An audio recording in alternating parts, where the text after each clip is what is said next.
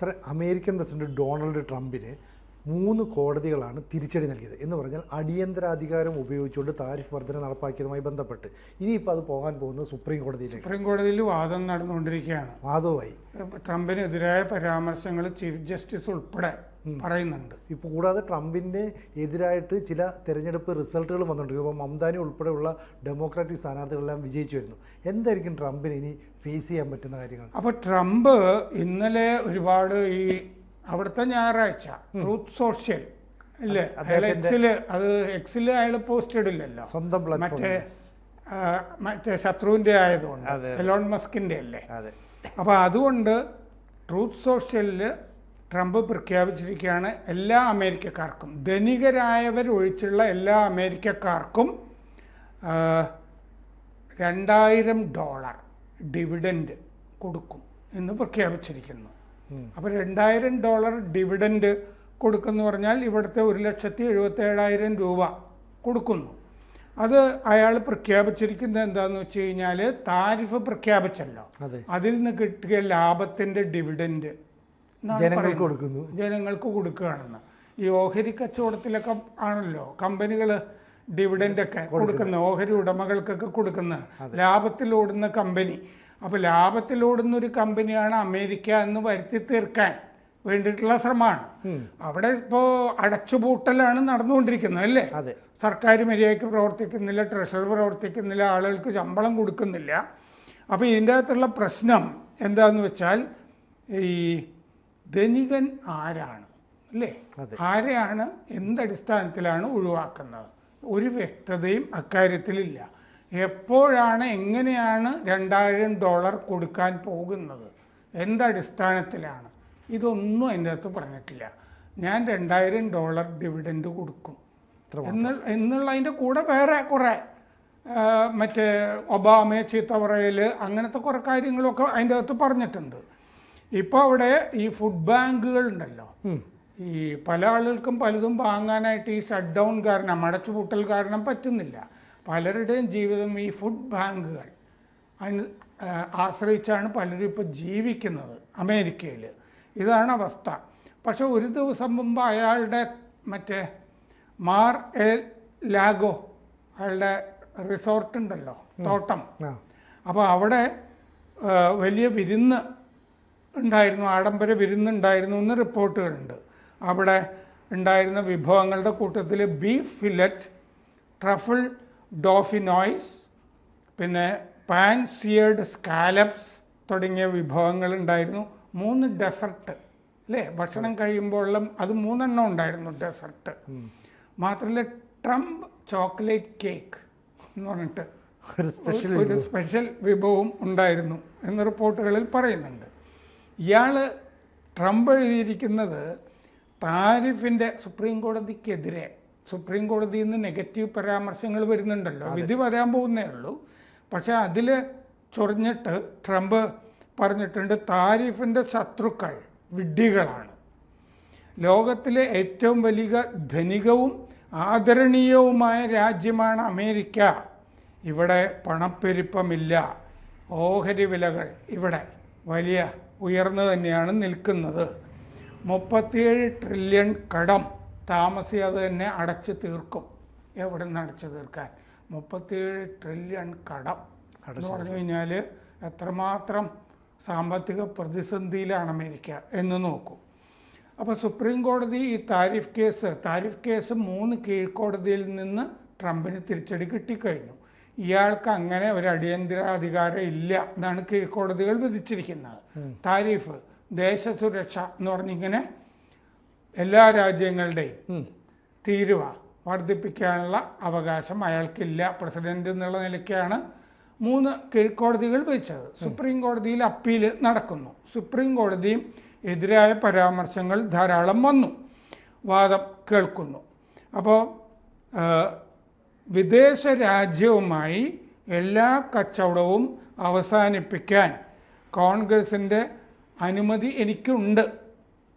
ഇയാൾ പറയുക ട്രംപ്, ദേശീയ സുരക്ഷയ്ക്കായി എനിക്കത് ചെയ്തുകൂടെ എന്ന് ചോദിച്ചിട്ടുണ്ട്. അത് സുപ്രീം കോടതിയോടുള്ള ചോദ്യമാണത്. എനിക്കത് ചെയ്തുകൂടെ. അപ്പോൾ ഇങ്ങോട്ട് കച്ചവടം ഒഴുകിക്കൊണ്ടിരിക്കുകയാണ്. ട്രംപ് പറയുക അത് ആരും സുപ്രീം കോടതിയോട് പറഞ്ഞില്ലേ? എന്ത് കോപ്പാണ് ഇവിടെ നടന്നുകൊണ്ടിരിക്കുന്നത്? വാട്ട് ദ ഹെൽ എന്ന് ചോദിച്ചു. അതിന് മലയാളം അതല്ലേ? അതാണ് അയാൾ ചോദിച്ചത്. വിലകളൊക്കെ കുറഞ്ഞുകൊണ്ടിരിക്കുകയാണെന്ന് അയാൾ പറഞ്ഞു. വാൾമാർട്ടിലെ താങ്ക്സ് ഗിവിങ് ഡിന്നർ 25% ഇത്തവണ കുറവായിരുന്നു എന്നും അങ്ങനെ പറഞ്ഞിട്ടുണ്ട്. ആ ഡിന്നറിനൊക്കെ പോകാൻ മാത്രം പൈസ ഇപ്പോൾ അവിടെ ആളുകളുടെ കയ്യിലുണ്ടോ? അല്ലേ? അതെ. ഈ ചെലവില്ലാത്തതിനല്ലേ ഈ വില കുറയ്ക്കുന്നത്? അല്ലേ? അതെ. ആള് പോകുന്നില്ല, അപ്പോൾ 25% കുറയ്ക്കുന്നു. അങ്ങനെയല്ലേ വാൾമാർട്ട് ചെയ്തിട്ടുണ്ടാവുക. ഈ പറഞ്ഞ പോലെ തെരഞ്ഞെടുപ്പുകളിലൊക്കെ ഡെമോക്രാറ്റുകൾ മംദാനി, മറ്റേ ഗിസാല, എല്ലാവരും വേറെയും വേറെയും ഡെമോക്രാറ്റ് ഗവർണർമാരൊക്കെ ജയിച്ചു. ഇനി പണപ്പെരുപ്പം ഇവിടെ ഇല്ല എന്ന് ട്രംപ് ഇപ്പോൾ പോസ്റ്റ് ഇട്ടല്ലോ, ഞാൻ നോക്കി. പണപ്പെരുപ്പം സെപ്റ്റംബറിൽ 3% അമേരിക്കയിൽ, ഓഗസ്റ്റിൽ 2.9 അപ്പോൾ അത് കൂടുതലല്ലേ ചെയ്തത് പണപ്പെരുപ്പം ഉണ്ട് അവിടെ. ഗ്യാസോലിൻ്റെ വില 4.1% കൂടി. അതാണ് പണപ്പെരുപ്പത്തിന് കാരണം, ഗ്യാസോലിൻ. ഭക്ഷ്യവിലയിൽ ചെറിയ കുറവുണ്ട്, അതുകൊണ്ട് അഡ്ജസ്റ്റ് ചെയ്ത് പോകുന്നു. കഴിഞ്ഞ ബുധനാഴ്ച സുപ്രീം കോടതിയിൽ ട്രംപിനെതിരായ പരാമർശങ്ങൾ ഉണ്ടായി. അപ്പോൾ 3 ജഡ്ജിമാരും ട്രംപിനെതിരെ നിരീക്ഷണങ്ങൾ ഉയർത്തി. പ്രതിരോധ വ്യവസായ മേഖലയ്ക്ക് ഭീഷണി ഉണ്ടെന്ന് തന്നെ വെക്കുക, ട്രംപ് പറയുന്ന പോലെ. അങ്ങനെയാണെങ്കിൽ എല്ലാ രാജ്യത്തിനും തീരുവ ചുമത്തുന്നത് എന്തിന്? ഈ പ്രതിരോധ സഹകരണമൊന്നുമില്ലാത്ത രാജ്യം ഇതിലെന്ത് പഴച്ചു? അല്ലേ? ശരിയായ ചോദ്യമാണ്. സ്പെയിനിന് തീരുവ കൂട്ടിയത് എന്ത് കാരണത്താൽ? ഫ്രാൻസിന് കൂട്ടിയത് എന്ത് കാരണത്താൽ? സുപ്രീം കോടതിയിലുണ്ടായ ചോദ്യമാണ്. പിന്നെ ജസ്റ്റിസ് ആമി ബാരറ്റ്, ട്രംപ് തന്നെ നിയമിച്ച ജഡ്ജിയാണ്. ചീഫ് ജസ്റ്റിസ് ജോൺ റോബർട്ട്സ് ചോദിച്ചു, അടിയന്തരാധികാരം ട്രംപിനുണ്ടെന്ന് പറയുന്ന അടിയന്തരാധികാരം ഏത് രാജ്യത്തെയും ഏത് ഉൽപ്പന്നത്തിനും ഏത് നിരക്കും ചുമത്താവുന്നതാണോ? ഏത് കാലയളവിലേക്കും ഇത് ചുമത്താമോ ചോദിച്ചു. അല്ലേ? ഇതെങ്ങനെയാണ് അടിയന്തരാധികാരം എന്ന് നിർവചിക്കണ്ടേ? അത് വേണം. ട്രംപ് പറയണ്ടേ ഇത്?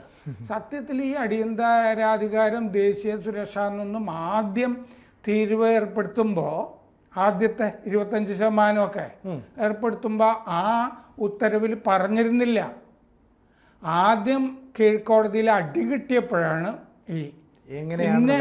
പിന്നെ തീരുവ കൂട്ടുമ്പോഴാണ് ദേശീയ സുരക്ഷ എന്നുള്ള കാരണം പറഞ്ഞത്. ഇതൊക്കെ കോടതിയുടെ മുമ്പിലുണ്ട്. അപ്പോൾ ഇതിൻ്റെ കൂട്ടത്തിൽ അയാൾ പറഞ്ഞു ഒബാമ കെയർ. ഒബാമ പല സാമൂഹ്യ സുരക്ഷാ പദ്ധതികൾ നടപ്പാക്കിയിരുന്നല്ലോ. ആ ഒബാമ കെയർ വഴി ഒബാമ 40 മില്യൺ റോയൽറ്റി തട്ടിയെടുത്തു എന്ന് ഈ പോസ്റ്റിൽ പറഞ്ഞിട്ടുണ്ട് ട്രംപ്. കള്ളം പറയുന്ന ട്രംപ്. ഇത് നേരത്തെ തന്നെ ഇയാളുടെ ഭാവനയാണെന്ന് 2017-18 തന്നെ തെളിയിക്കപ്പെട്ടിട്ടുള്ളതാണ്. 354 കോടി രൂപ റോയൽറ്റി ഇനത്തിൽ ഒബാമ ഉണ്ടാക്കി എന്നാണ് പറയുന്നത്. വിശ്വസനീയമല്ലല്ലോ. അയാൾ അവിടുത്തെ നാട്ടുകാർക്ക് സുരക്ഷ ഏർപ്പെടുത്തുമ്പോൾ അതിൽ നിന്ന് റോയൽറ്റി എങ്ങനെയാണ് കിട്ടുന്നത്? അല്ലേ? ഒബാമ കെയർ എന്നുള്ളതൊരു ബ്രാൻഡാണെന്നാണ് ട്രംപ് സ്ഥാപിക്കാൻ ശ്രമിക്കുന്നത്. അഫോർഡബിൾ കെയർ ആക്ട് അത് ഒബാമ കൊണ്ടുവന്നു. അഫോർഡബിൾ കെയർ ആക്ടിന് ഒബാമയുടെ പേരാണ് ഒബാമ കെയർ എന്നാണ് പറയുന്നത്. ആ ബ്രാൻഡിങ് വഴി കാശുണ്ടാക്കി എന്നാണ് ട്രംപ് പറയുന്നത്. റോയൽറ്റി അതെങ്ങനെയാണ് റോയൽറ്റി കിട്ടുക എന്നുള്ളത് ആർക്കും ഒരു പിടി കിട്ടിയിട്ടില്ല. അതാണത് ട്രംപിൻ്റെ ഭാവനയാണ്, കള്ളമാണെന്ന് പറയുന്നത്. അപ്പോൾ 2010 അതിൽ ആ ആക്റ്റിൽ ഒബാമ ഒപ്പിട്ടിരുന്നത്. ഇങ്ങനെ കുറെ കള്ളവും ഇതിൻ്റെ കൂടെ പറഞ്ഞിരിക്കുന്നു. ഞാനാണ് നല്ല പ്രസിഡന്റ് എന്ന് വരുത്താനായിട്ട് ബൈഡനെയും ചീത്ത പറഞ്ഞിട്ടുണ്ട്. മുമ്പത്തെ പ്രസിഡന്റുമാരെയൊക്കെ ചീത്ത പറഞ്ഞിട്ടുണ്ട്. ഞാനാണ് മഹാൻ എന്ന് സ്ഥാപിക്കുന്നു. അല്ലേ?